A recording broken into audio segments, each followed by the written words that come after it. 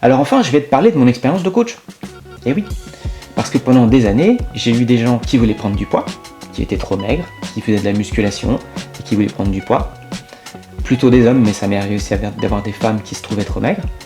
Et évidemment que j'ai réussi à leur faire prendre du poids. Inversement, j'ai eu des gens qui pensaient que c'était la fatalité, qui prenaient du poids tout le temps, qui arrivaient à la rigueur, avec énormément d'efforts, à ne plus prendre de poids, mais pas à maigrir. Et eux aussi, j'ai réussi à leur faire perdre du poids. Pourquoi ? Eh bien déjà parce que j'ai fait un vrai bilan avec eux. Et ce vrai bilan m'a permis de montrer que, contrairement aux idées reçues, aux idées qu'ils avaient de départ, eh bien ceux qui ne prenaient pas de poids ne mangeaient pas tant que ça, et en parallèle pouvaient avoir une métabolie un peu élevée. Mais pas toujours. Des fois, c'est simplement qu'ils mangeaient des aliments qui étaient peu caloriques, qui prenaient du gros volume pour peu de calories.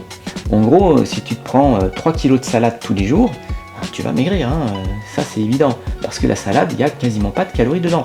Donc tu vas avoir l'impression d'avoir beaucoup d'appétit, mais si tu te tapais 3 kg de steak, évidemment que ça ne ferait pas la même chose au niveau calorique. Et encore moins si tu te prenais 3 kg de chocolat ou 3 kg de beurre.